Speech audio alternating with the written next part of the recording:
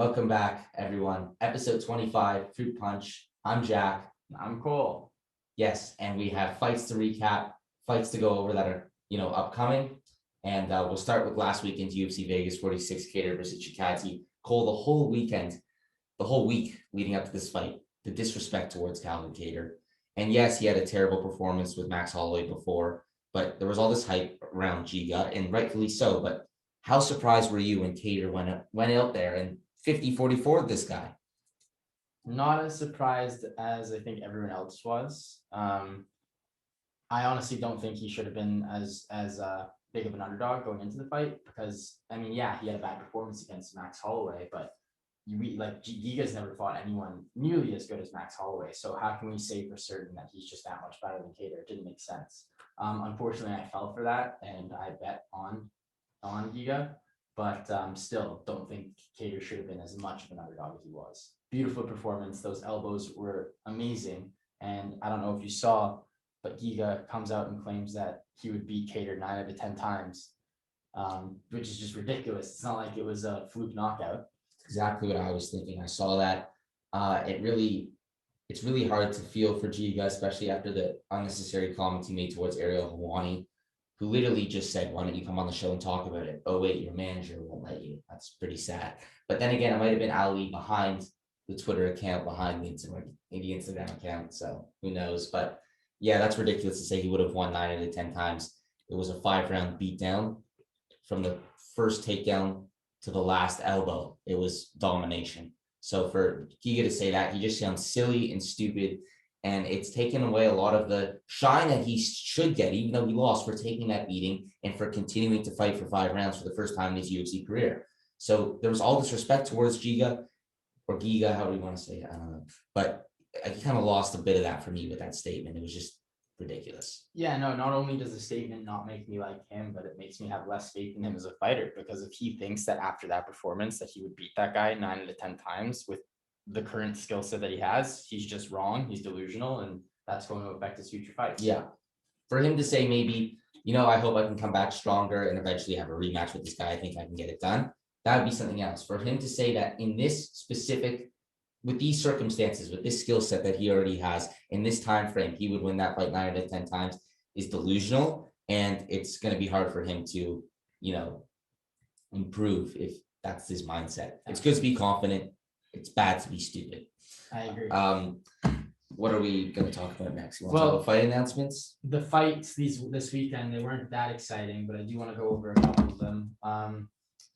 Jake Collier versus Chase Sherman. Not sure, nothing against those two guys, but they're not the biggest names. I don't know why they got the co-main spot. Very odd. Ahead of Brendan Royval and Rogerio Monterin. And Chikadze and Maya too. You have the number 2 versus number 4 ranked people in the world versus 2.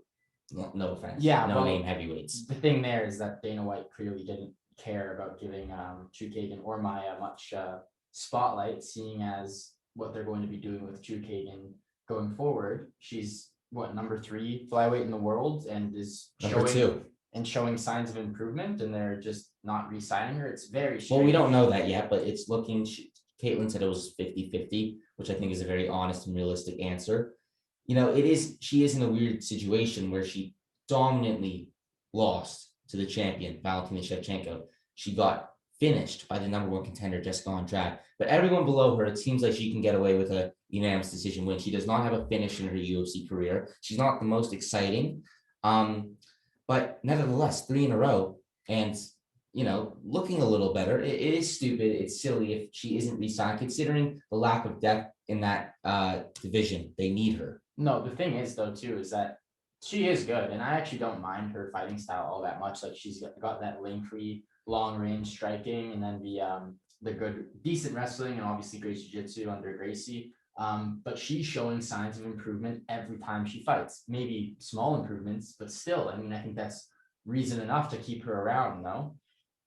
I completely agree. But for her, honestly, I don't see her beating Shevchenko or Andrade. So if I'm being honest with myself, why not go to Bellator, maybe become the champion? They've got a great women's flyweight division there. Honestly, besides Shevchenko, it's the same depth, same skill level almost. No, So this thing is, no one's beating Shevchenko. I mean, no one yet. yeah. Someone will, and they're up and coming. I think Talia Santos has a better shot than most. I think it's Tyler Santos. Tyler, sorry. I think her. I'm not. I think Blanchfield is in the same weight class. And Casey Casey O'Neill's O'Neill. looking great. Tatiana Suarez, if she ever comes back, there are interesting matchups. But the number 5 ranked Tyler Santos is the freshest matchup. Everyone from 1 to 4, Shevchenko's just ran through. So yeah, and also I wouldn't count out Chukagan against Andrade in a rematch. I think she can get the win, but Andrade I think is the better fighter. Maybe it's not. But the range, like the matchup, is favoring Chukagan, even though whatever. Yeah. Other fight to mention: Brandon Royval versus Rogerio Bontorin. How'd you score that? I had Bontorin winning the fight. I wanted Royval to win. I like him. I think Bontorin is a bit of a bully, but he's very good. Kind of reminds me of a John Lineker.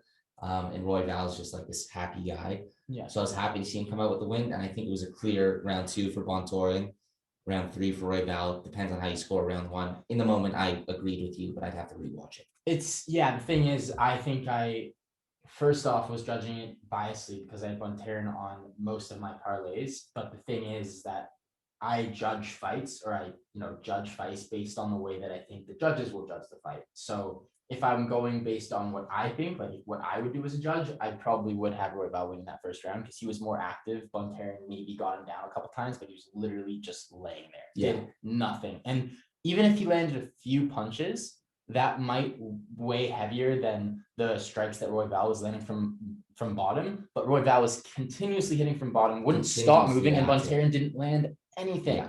So for that reason, I understand and honestly have no issues with the score. Yeah, and I want to see Royval continue to climb that ladder. I believe he's ranked 5, which is, again, to your point, crazy how it wasn't the co-main event of a fight night with you have number 5 versus number 7, I believe. Yeah. Over 2 unranked heavyweights. But Jake Collier, is that how you pronounce his last name? Collier. Yeah. He looks great. Not physically appearance-wise, but he looked great skills-wise. Maybe he should drop back down to middleweight. I think he'd find a lot more success. Anyways, let's talk about the post-fight press conference. Yes. I mean, nothing much to note except Dana had a little back and forth with a reporter. Dana came out and was talking about how he got help from Joe Rogan to deal with COVID. He got ivermectin and monoclonal antibodies, and he was saying how they work and everything. And then the doctors, the journalist in the crowd, he asked, "Are you a doctor?" to Dana. Not even the journalist asking a question. Some bloke in the background. Was it? Yeah.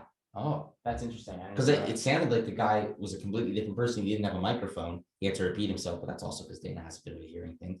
But yeah, and I heard about it before watching the press conference. I saw headlines, report Dana shuts down arrogant reporter. I saw it wasn't as, violent as I hoped it would be. I thought it'd be a little more interesting. But I think Dana actually handled himself well. And it kind of reminded me of Matt Lauer's interview with Tom Cruise a long time ago. I think it was 2005. You know what I'm talking about? Yeah. But the whole Scientology thing. And it was just like Matt Lauer's point was like Brooke Shields, I think, took antidepressants or something. And he was like, it worked for her. So why is that not okay?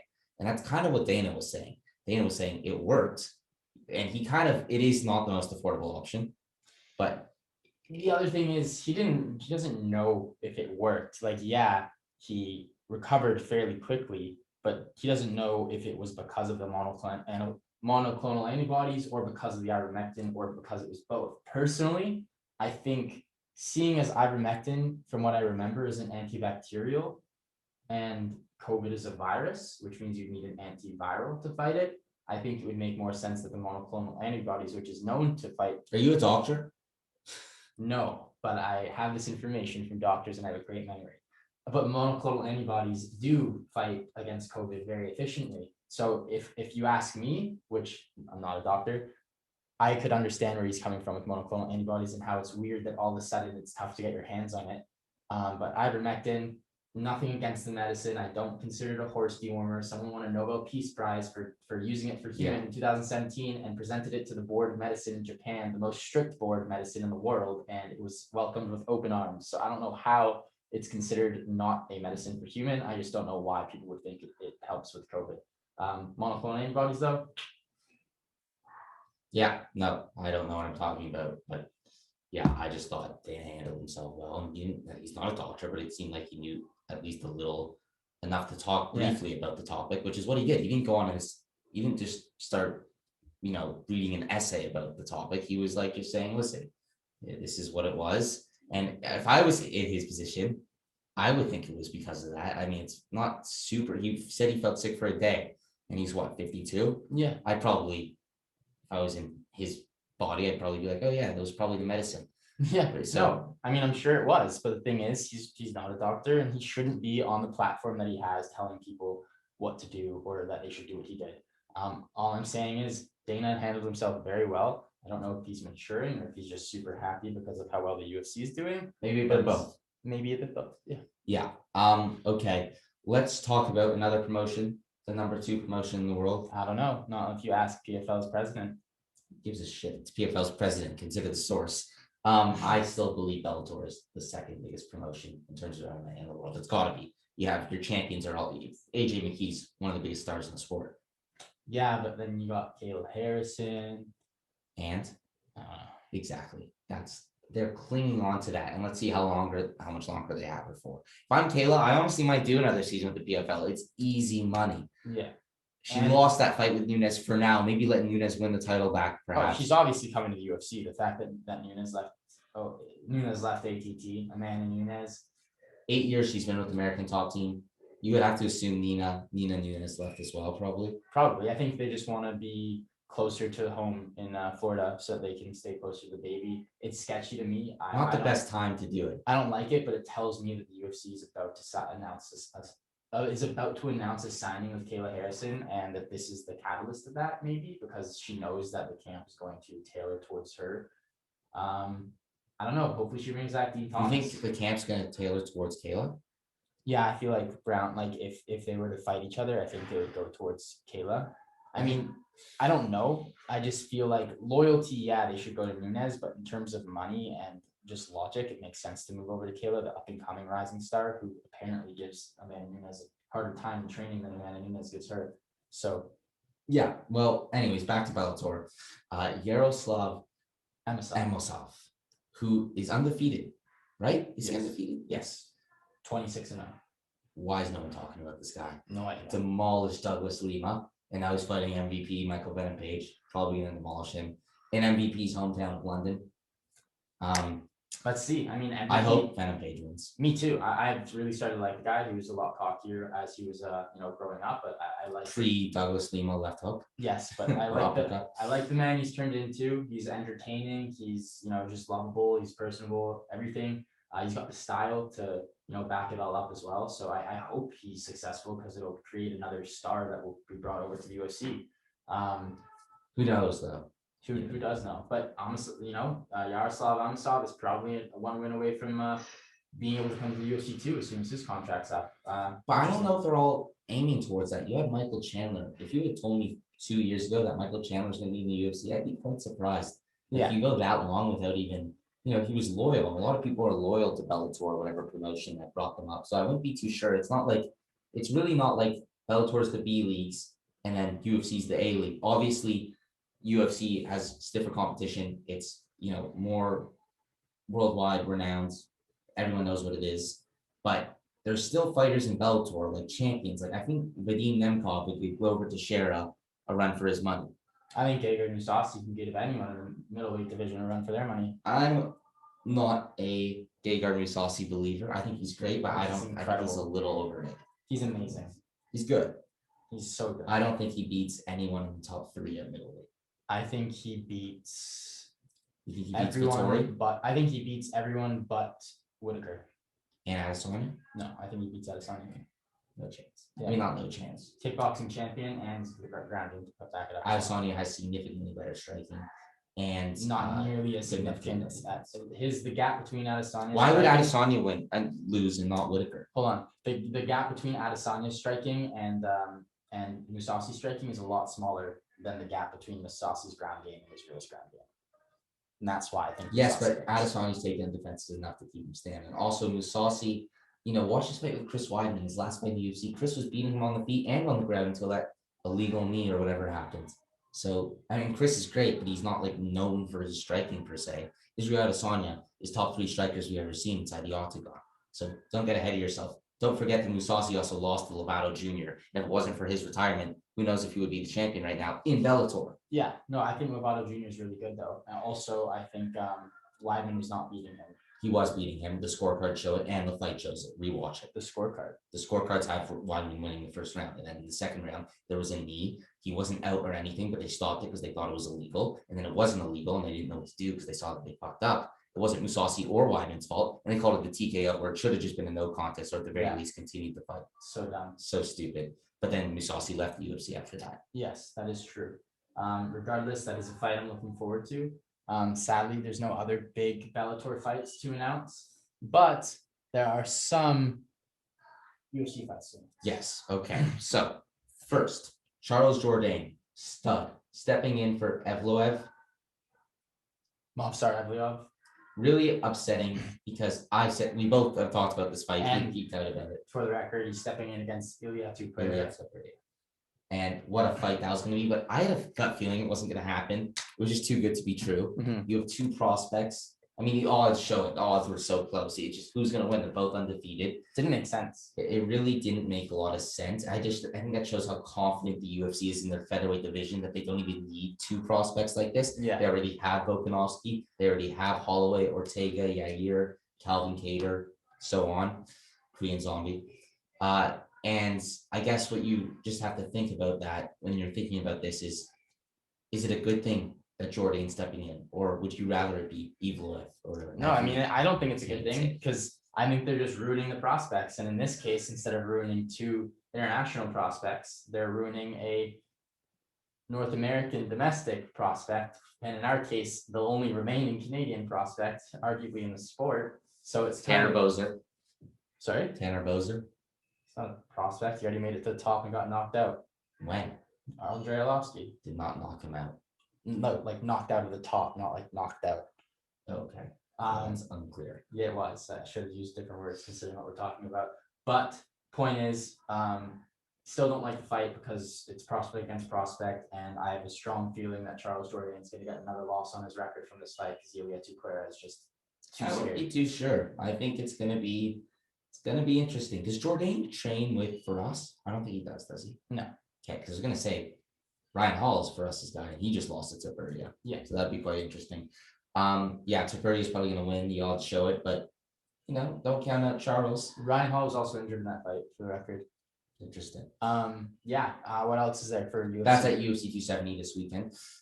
There's a heavyweight matchup: Jairzinho Rozenstruik, Marcin Tybura. It makes sense. This is UFC 273, by the way, looking like Jacksonville, Florida. Classic wrestler versus striker matchup. Yeah, I was kind of hoping to see Rozenstruik and Volkov fight, but I guess this makes sense too. They're both coming off losses. Rozenstruik to Blades and Tybura to the aforementioned Volkov. Decent fight. Not much to say about it. I have Rozenstruik, but we'll talk about that when the time comes. That's in April. I also have. That's a tough one. Yeah, we'll get to that in April. Okay. In terms of UFC fight announcements, there's not much left. There is Chad Mendes, who's making his BKFC bare knuckle fighting championship debut. Knuckle Mania 2, February 19th. Can't wait. I mean, he's looking clean. He's fighting famous. What's I don't know. All I know is I wish he was in the UFC. But I get it. I get it. Yeah, he wants to use the steroids. He wants the juice and he wants the cash. It's so like Chad Mendes' only losses are to Aldo, Holloway. Oh, sorry, you didn't fight Holloway. Aldo twice. Connor, Frankie, and Volkanovski. I'm pretty sure those are all his losses. Like, talk about losing to the best. No shame in that. So like they really remember he came back to the UFC after a break after the Frankie Edgar loss. He knocked out Miles Jury, and then they put him against Volkanovski, and it was a competitive fight. And then he got finished by Volkanovski, who's now the reigning champion. So and that like made him retire again. I guess at the time he didn't know, oh, this Aussie's going to become a 2-time defending champion, perhaps even more. Yeah. So I agree with you. I'd rather see him in the UFC, but I'll be watching, as will you. Yes, I will be. We'll talk about Conor McGregor. There's always news with him. Sad news, unfortunately. His new pub, the Black Forge Inn, was attacked. There were a couple of Molotov cocktails thrown at the front of the bar. Those are, those Fire bottles with the paper inside. If you ever play Call of Duty, cool ones. That's it's terrible to hear. We don't really know what happened, what the story is behind it. It'd probably be more interesting, to hear why it happened than that it happened. But that's all we know for now. Everyone's okay. No one was injured, thankfully, and honestly, the pub wasn't damaged that much either. So, hit up the Black Forge Inn if you're, to our Irish listeners out there. Yeah. No, for sure. I'd go. So would I. The food actually looks really good. Anyway, in other news, Jake Paul was announced by Forbes to have made $40 million this year in boxing, which is a lie. By Forbes? Yeah, that's why I was kind of. Oh, yeah. Forbes can't lie, unfortunately. Beforehand, I wouldn't have believed that he made that much, but turns out he has, and as a result, not only is he, I think, the number 2 paid YouTuber in the world right now, but he's the number 1 athlete, which is just crazy. Who's number 1 YouTuber? Is it Logan? Mr. Beast. Mr. Beast. Logan's like number 10. Because Logan's like not really doing that. Yeah, he's been out. He's got his podcast though. Yeah, but like it's different because the podcast has a set number of listeners, whereas like if you make a video that's like topical, like you're gonna get more and more every time. And also more sponsors, like different sponsors, whereas the Compulsive podcast has the same sponsors pretty much. I mean, I'm sure they switch it up every so often, but for the most part, and that's a big part of money. Yeah, that's, in terms of news, I think that's pretty much it. There's a couple more. The sparring footage between Ngannou and Ciryl Gane. What did you think of the footage? I haven't seen it. You haven't looked at the footage? You don't want to? Come out? It came out a while ago, like maybe 6 months I saw that. Sorry. I thought there was apparently news that the coach was going to release footage of Ngannou getting dropped with the body shot. Yeah, and then Ngannou came out and said that there's also footage of Ngannou dropping Ngannou with the body shot, or with a shot, probably to the head, if we're being honest. Can you imagine having to spar either one of those guys? It'd be terrible. All I'm saying is, if you look at the sparring footage, regardless of who dropped who and what was left out, what we could see in that footage, which means nothing, it's practice. That's it. Like it's not the same. Gilbert Burns beat Kamaru in practice, apparently. They say that. Kamaru still says that Gilbert would get the best of him in the beginning, and Kamaru would come on late strong. But you also have Sandhagen Dillashaw. Oh, Sandhagen beat the shit out of TJ. Yeah. I never believe that. Just don't trust practice. It's different. Don't trust footage. Footage should never be released. Regardless of the case, Gane was getting the better of Ngannou. He just looked faster, sharper, better footwork. It just looked like he was putting the pressure on and wasn't afraid to go forward, which is big against Ngannou. And he also landed this crazy spinning elbow. Gane's gonna win this. Had the pad. I think so too. I think Gane wins. Also worth noting, Francis Ngannou, his coach said that he didn't want to release the footage because he didn't want to come across as a crazy ex-wife or something like that, which I thought was really funny. And I'm just really excited for this fight. Ngannou seems like a bit of an asshole. Yeah, he's coming across that way. Like really cocky. I saw him on Jeff's barbershop. He just seemed very above. Yeah, he also like not saying hi to them was just like so disrespectful. I think the reason he didn't say hi is because he saw someone across them take out their phone to start filming, so he thought it was like some sort of setup. And Gane came out and said the same thing. Gane's just such a great guy. You hear him talk, I love that guy.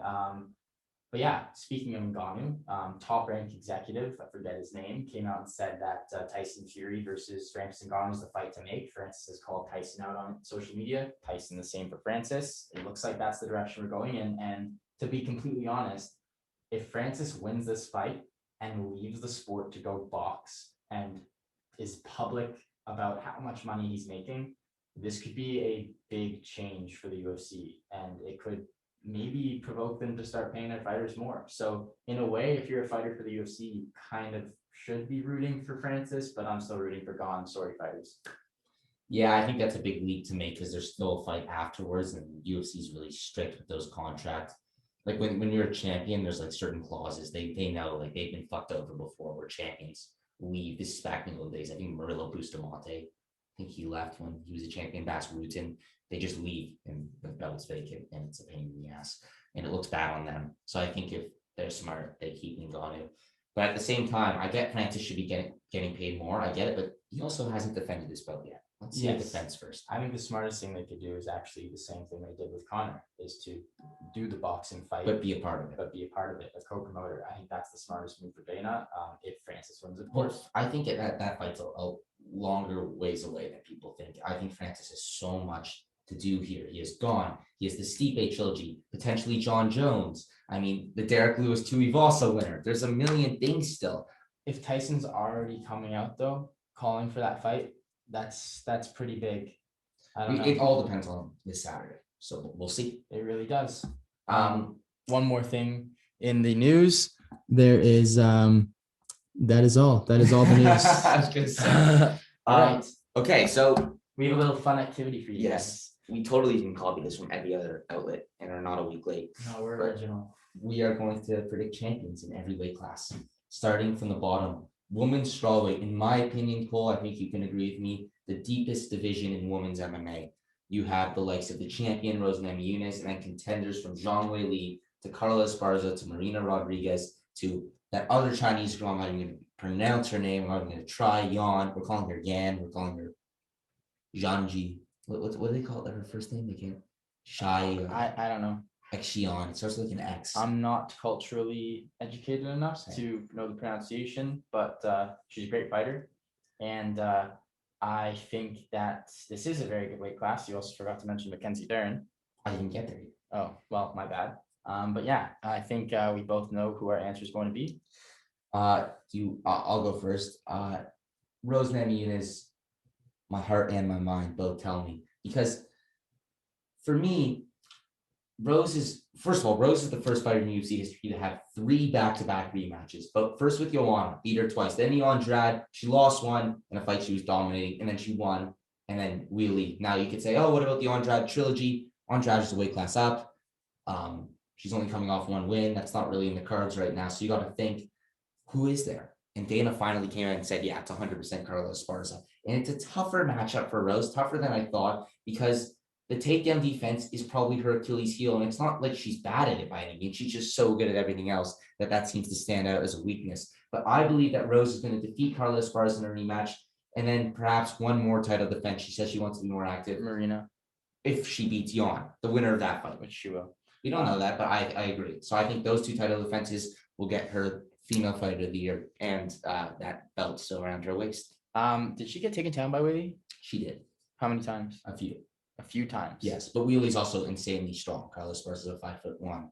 That doesn't matter. Carla's better wrestling. I don't think so. I think so. I don't know anymore. That's really scary, and I hope you're right. I have Rose as well. I just see people like Michelle Watterson and who else did she fight where she just had so many split decision wins, Carla, before her last big win against Yan, that it's hard to think that Rose won't be able to, put her striking to good use. And no, I think Rose gets it done. Me I think too. she's champion. And then we go to flyweight. Men's flyweight. No. We can Women's flyweight. Okay, we'll do women's flyweight. Shevchenko. Enough said. There's no one there. The Tyler Santos fight. Yeah, if Tatiana Suarez makes a return, that is promising to an extent. But Valentina is the best in that division by a mile.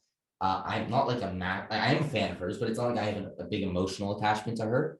I just acknowledge how good she is. Yeah, that's fair. And then we have the bantamweight.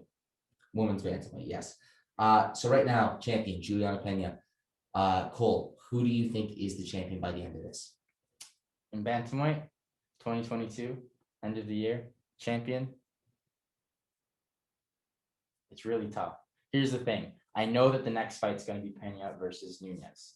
Now, who wins this fight? I think that comes down to whatever Nunes is doing right now. I'm hoping she's making the right choices, but the fact that she's left ATT and the fact that her last camp really didn't go too well, I would lean more so towards Pena winning the fight again. Honestly, either that or the fight just not happening. Regardless, though, I do see Pena fighting more than once this year. I think that's what she wants to do. She wants to stay active. And as a result, I think she's going to get a fight after Nunes, after beating her again against Shevchenko. And I think Shevchenko will be double champ by the end of the year.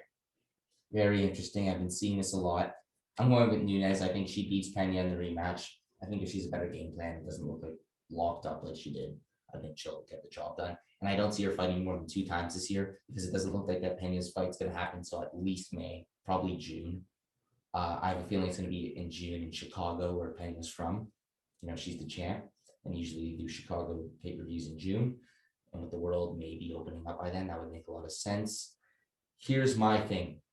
I don't see Shevchenko moving up to fight Nunes if Nunes goes and beats Pena in the rematch. It just doesn't make a lot of sense because Nunes needs a couple more fights to build up that dominance that would be required to, and listen to me for a minute. If Nunes fights twice this year, I think one of them's a featherweight title defense. So I still think she's only has one bantamweight fight this year, and I think it's Pena or Nunes. I think those are your options, and I'm going with Nunes. See, I think Pena wants to fight more than once this year. Yes. I don't think Nunes would, and I don't. Well, I think Nunes would. I just think she'd fight at featherweight. Yes, and I also don't think that the trilogy fight between Nunes and Shevchenko would be booked if it came to that. I think Shevchenko would only fight at bantamweight this year if Pena. Why? That makes she beat Pena. She didn't beat Nunes. Who, Shevchenko? Yeah. Yeah, well, if Pena is champion, she's going to go beat her again. Yeah, but wouldn't she want to beat Nunes, the one unavenged loss of her career? She might want that, but when you listen to them talk, she doesn't seem that interested. Yeah, which is weird because that's the one thing that would complete her legacy if she wants to be the GOAT woman of MMA. Yeah, but she knows the reason Nunes is winning isn't because she's a better fighter, it's because she's a bigger fighter. I don't know about that. I do. And also Dana doesn't seem interested in making it happen too. So if Dana's not interested, it's not going to happen. But Dana would be interested in paying Shevchenko because he would, I believe, think that Shevchenko would win and build her name as a result. Yes. Pena, okay, fair enough. So Nunes, Shevchenko. Next, the shallowest division. Flyweight. No, what? Women's featherweight. Oh, I didn't even do this one. Amanda Nunes. Or vacant. I'm going with Amanda Nunes. There's Norma Dumont. 2022. There's Holly Holm if she wants Kayla Harrison. Fair enough. Boom. Okay, flyweight. This division is actually great in my opinion. Moreno Figueiredo 3. I'm scared for Moreno. I still think he's gonna win. Yeah, okay. We'll do this in a professional manner. Don't just freaking interrupt. Moreno, the build up. Yeah, well, we're gonna do the build up.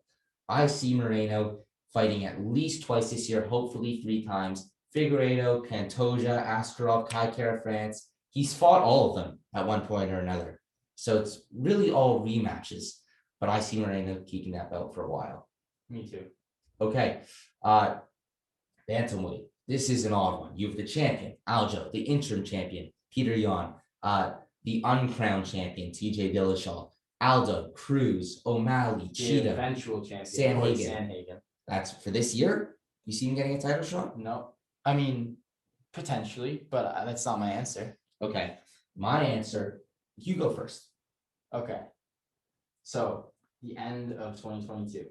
So I don't think Sean O'Malley's going to get his title shot in 2022. I'm going to put that out there first. And my answer is going to surprise a lot of people probably, but I've got to stick to the gut. And the gut's been telling me for the last 5 years that it's going to be Aljo. So I'm going Sterling. I think Aljamain Sterling's going to shock the world and beat Peter Yan in the rematch. Then I think he's going to beat TJ Dillashaw. And then I think Dominic Cruz is going to beat him after he beats Aldo. Dominic Cruz is my answer. You heard it here. Dominic Cruz beats Aldo and then beats the champion. He's 1 fight away, 1 win away from a title shot. That's a lot of hot takes. I know. I like it. Okay, featherweight. Volkanovski, Korean Zombie coming up. Volkanovski has not fought more than once in a year since 2019, I believe. Yes. I'm going with Holloway though. Yeah? Yeah. I think Volkanovski beats Korean Zombie as much as I love Chan Sung Jung. And then Volkanovski Holloway 3 later this year. Holloway gets it done. You? I really want Holloway and I really want to go with him as my answer, but I have to go with Volkanovski. Yeah, and you don't see a lot of I've been like looking around, and Volkanovski's such a rare answer. You saw before this Saturday, Giga Chikadze or Max Holloway or the Korean Zombie's going to get it done. The disrespect to Volkanovski is crazy. Yeah, no, so good. I've got Volk. He's amazing. I just think Max is a little bit better. But he's like already proven himself against Max. Like I it's don't not think like yeah, Max could have changed his game plan since then, but like But Max so won much that Volk. second fight, in my opinion, and many others. And the first fight was very close as well. Yeah, but Alex has been spending so much time with Greg Jones since then, and then his fight against Brian, and like he's like, I really don't know. City kickboxing striking versus Max Holloway, like yeah, Max Holloway's got that natural flow, the footwork, but like I got Volk. We'll see. Hate to say it. I like Volkanovski. I'm not saying I hate to say it. I just love Max Holloway. I'm saying I hate to say it because I love Max Holloway. Yeah, fair enough. Okay, lightweight. This one is very interesting, Cole. You go first. The champion is Charles Oliveira right now. I think it's pretty easy, actually. I think it's Charles Oliveira.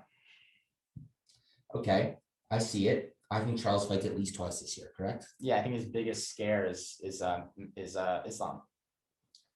As much as I love Dariush, I do think Islam's going to come on top in that one.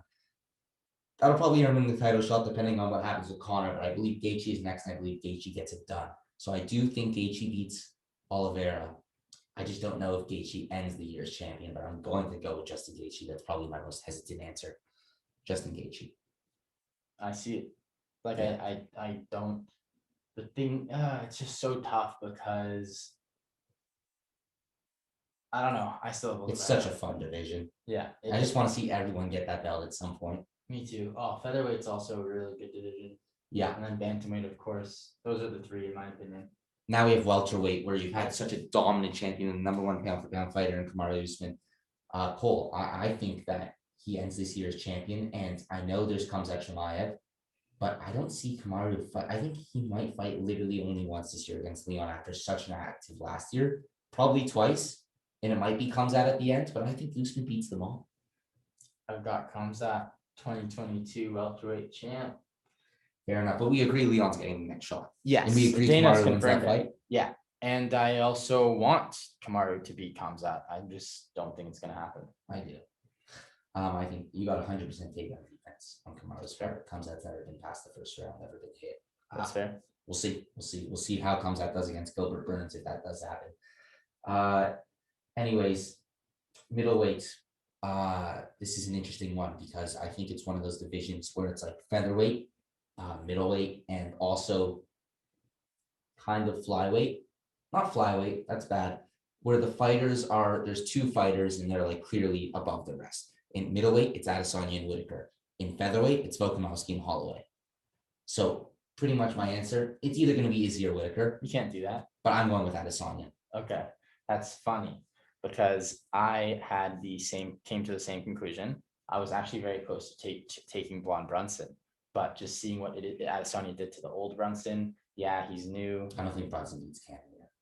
I think Brunson does beat Cannonier, but Brunson's worst matchup, Cole, sorry for interrupting, is Whitaker. Can we agree? Whitaker beat him already. yes, I think that the winner, it's so tough. Oh my God. I'm going end of 2022 champion. I can't even say it. It hurts. Robert Whitaker.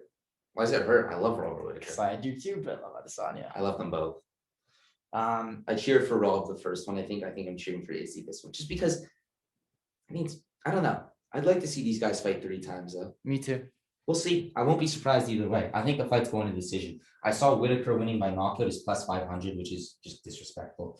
And then like for Adesanya, it's plus 140. Fuck. I'm going back to Adesanya. I'm Adesanya. Okay. Okay. Light heavyweight. This is Cole is very against the tree punching Yuri Prohaska. You think it's ridiculous. I love Yuri. I think Glover finishes him. I think Glover takes him down. But I'm not surprised either way. Yeah. But then again, so I think we agree. Let's just say we agree Glover wins this fight. Yes. Does he fight again? I think so. I do too. And is it it's the Ankalaev? winner. Is it Rakic? No, it's Rakic Jan winner. Not if Rakic, if Jan Blachowicz wins and Magomed Ankalaev beats Santos, they're giving it to Ankalaev. They're not doing the Blachowicz rematch. But like technically Blachowicz deserves the rematch. Like, why didn't he get it immediately? because he was a one-time defending champion. Is that why? Yeah, it doesn't make sense for him to get it. I think he needs probably 2 wins. What about Okay. Anthony Smith, who's won 3 in a row? So my answer was the end of this year. It really does depend, in my opinion, how many times Glover fights. And I think because he knows that he has limited time left, that he's going to fight 2 more times, like including the Prohaska fight. And I agree. If Rakic beats Blachowicz, it's for sure Rakic. Yes. And in that case, I think Glover. But if Jan loses, or sorry, if Rakic loses, and then it's Ankalaev versus Santos, I think Ankalaev wins that fight for sure, which means Ankalaev gets the fight, and then Ankalaev wins, and he's the champion at the end of 2020. Ankalaev's a scary dude. It's so up in the air because we don't know how many times Glover's going to fight. But my answer that I ended up going with is because I do think Jan is going to beat. Fuck, it's really tough. I think it's got to be either Glover, Blachowicz, Yuri, Rakic, or Ankalaev. Or Santos. That's 6 options. You know what? Or Smith. In my answer, I'm not going to lie, I had Glover. But realizing that he knows he has limited time left, he is going to fight more than once this year. And as a result, I think he's going to fight Ankalaev and lose to Ankalaev. So I've got Magomed Ankalaev. Okay, I've got Glover to share.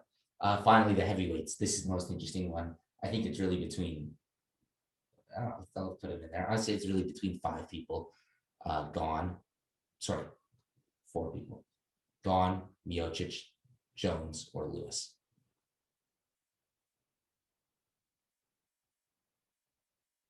I mean, I have Gane. I think Gane beats all of them. So that's where I'm at. No, wait, sorry, it's 5. What am I? Ngannou? Ngannou. Yeah, Jones. I was like, why aren't you Yeah, Ngannou? I think Gane beats all 4. So Ngannou for me. Gane already beat. I mean, Gane. I said Ngannou. Yeah. Gane for me. Ngannou and Gane, similar. Yeah. Yeah, I'm going with Stipe. I think Stipe. I have a gut feeling that Ngannou actually, I don't know. I just see Ngannou. I don't know. I just feel like Ngannou's going to win. You know, I just said Gane's going to win, and I would bet on Gane. I have a gut feeling Ngannou. I got Gane, and I also think your biased picks with heavyweight and bantamweight are wrong. But why is heavyweight banned? Because I love Stipe. Yeah. But he's also the greatest heavyweight of all time. And I think he's like better than everyone at that weight class. I think if Ngannou wins this fight, he's the greatest of all time. You can't, okay, you can say whatever you want, but how can you say that when he's Beat one Cain title Velasquez, Stipe Miocic. Yeah, he beat Cain Velasquez, popped knee. He beat Stipe Miocic, who also mauled him and is a 2-time champion with 4 overall title defenses, including 3 consecutive, which is the record. Ngannou needs at least 2 more wins, including the Gane one. I think 3 to call himself the heavyweight champion. Yeah, maybe. I got Gane. Okay, Miocic. Let's talk about the fights this weekend. Yes. Okay, it's not a great, it's a good card, but in terms of stakes, rankings, there's really the main event. I'm taking it out on my phone. And the co-main event. Well, okay. What, Cole? I can't mention it here. So first fight we have Said Nurmagomedov versus Cody Stamann. Just so you know, this is not related to Khabib. He's not related to him. No, he's coached by him, is he? No, I think he's Mark Henry. If you are born in Dagestan, I think you have a 1 in 3 chance of your last name being Nurmagomedov. Is So that don't get fact? confused. No, obviously not. But they are not cousins or anything. I'm cheering for Cody Stamann, and I think Said.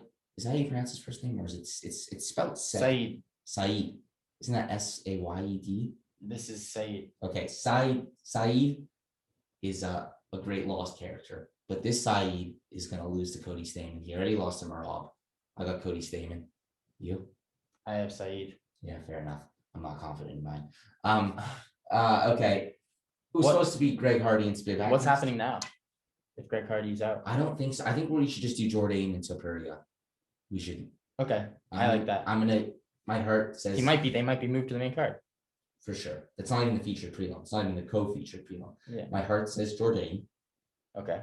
But my mind, brain, and any intelligence I have left in me says Topuria. Yeah, I have Topuria too, but Jourdain is a plus 425 right now. There's value. Great fucking value. That's absurd. That's that. Then we have Michael Pereira versus Andre Fiallo. Michelle Pereira versus Andre Fiallo. Yeah. Although I don't think Pereira is as good as people see. You can't fight 3 rounds. He gasses out every time. Yeah, I have Fialo. Yeah. Okay. Perfect. Big fight next. Brendan Moreno versus Davison Figueiredo. We've kind of already answered who we think wins this fight in a way. We both have Moreno. We both have both Moreno. our hearts and our minds. Figueiredo looked off in the last fight, so it's just, and he's really confident going into this one, and it's such a good versus evil matchup. Training with Cejudo, looks ripped, shredded, whatever word you want to use. I just think Moreno's with that size advantage, and I really think he should utilize the wrestling. Those body lock takedowns he had were just lethal in both fights. I think the best way to put it is, one, yes, I understand that making sushi takes more skill than it does to build Lego. But hear me out. Lego is far more stable than sushi. I agree. Lego over sushi. Brandon Moreno. Yeah. Probably a decision. I agree. Okay. And the odds for it to go to decision, I think, are plus 125. So it's not supposed to go to distance. I think it will. Yeah. Wouldn't be surprised either way. Let's move on to the main event. Ciryl Gane, Francis Ngannou, champion versus interim champion. Again, we kind of already answered this. Gone, but first of all, great striking. After that Nunes incident, I'm not betting for some time. And if I was betting though, I would stay the fuck away from this fight. How can you bet against Ngannou and watch? It must be the most frightening thing ever, especially when it's the last fight on your parlay. It's the main event. Oh my God. There's no way I'm making any parlay with one and not the other. Yeah, like, you gotta put both. Double it. Yeah, just to increase value overall. But fuck, that's a scary fight. Great fight. Perfect striking matchup. If it goes to the ground, I would be surprised. I wouldn't be shocked. I think that's one of Gane's path to victory. At least put those takedowns out there. DC always says it. Just give him something else to think about. He's got to fight a mixed martial arts fight to win. I don't think he has to, but it would be the smartest route to victory. Yeah, less time on standing with Ngannou capable of knocking you out in one punch is the smartest way to go. Yeah. Okay. So we're both going with Gane. Yes. Let's do. Ngannou's so nice. And Ngannou, I used to love Ngannou. I still like him. But I feel like I met him in person. He came across the exact way that I pictured him, and just a little condescending, cocky, like thinks he's better than everyone, like that. I don't know. I met him for 10 seconds. Look like that. How can you? But then again, Gane's a specimen. Look at that guy. I know he doesn't have that one punch power. Obviously, he has knockouts. Apparently, he doesn't even lift weights. Crazy. Well, that's crazy, but I don't think that's true. Neither do I. Charles Jourdain's plus 500 now. Yeah. Okay. I was just gonna say, do you think Gane has that one punch power? Like obviously he has knockouts like over Lewis and Dos Santos, but he doesn't have like that vicious. They're always like TKOs. I mean, I guess we'll wait and see. That would be something. And Ngannou's never been finished. Okay, let's do this. Let's do these picks. First, Kay Hansen minus 250 against Jasmine Juzadovicius. I don't know if that's how you pronounce her name. Kay Hansen. She's the young one, right? Yeah, I know how to pronounce Kay Hansen's name. I was just saying Kay Hansen. Oh yeah. Oh yeah, me too. Minus 250. Matt Favola, Gennaro Valdez. I'm staying away from that fight. Matt Favola scares me. Me too, but he scares me. Then we have a bunch of other fights that I'm skipping over. I'm going straight to the. I don't even know what order these are in. I'm taking Vieira against Wellington Turman, and Vieira scares me too. Prelim, correct? Yeah, scares the shit out of me. Taking Saeed Nurmagomedov at minus 200. Vieira was minus 275. Do Saeed by decision. Why? Because I don't see him finishing staying. Okay, fair. Plus 110. No, I like it. I'm taking Fialo. He is plus 240. I thought you said you were taking Bahia. No. Oh, you didn't? No, sorry. You're right. I'm taking Fialo plus 240. Obviously, good value. Fight goes the distance. No, I didn't do that. But for Brendan Moreno versus Davison Figueiredo, you were saying fight goes the distance, and I agree with that. Plus 120. You're not even putting money on Moreno? No. Because I'm just like, it's no point. You will have parlays with Moreno, correct? Probably, yeah, but not for you guys. And then last but not least, Ciryl Gane versus Francis Ngannou. Listen, if you're gonna bet on this fight, you got to do Francis and Ciryl. Like you got to do one of each. So with Francis at plus 125, the parlay comes out to 8,146. So with $10, you get 824 and 67 cents. That's pretty good. You know what? I'm putting that in right now. Also, I don't know if I mentioned, but I also have Ronnie Barcelos at -450 against Victor Henry. I think I forgot to mention that. Barcelos is incredible, but didn't he lose his last fight? Yeah. Right. I forget to who. He was supposed to be the next big thing. Still can't be, but Yeah, and Set. so that was yeah, that's that value. And now if we're gonna do the Gane instead of Ngannou, obviously it'll be for less money. How much less? Well, I'm about to tell you exactly. And that number is plus 6,008. So it's a lot less. You get $610.86 back from your 10. But I mean, hey, that's still better than $0. anything's better than $0, except for losing. Exactly. Losing is always possible. Are we good? That's that. Betting picks. Good luck to everyone fighting this weekend. Anaheim, California. UFC 270. Follow the TikTok page, Tap Out 217. Working on the name. But yeah, let's go. Brandon Moreno, baby. Brandon Moreno. Assassin, baby. Lego over sushi. All right, peace, guys.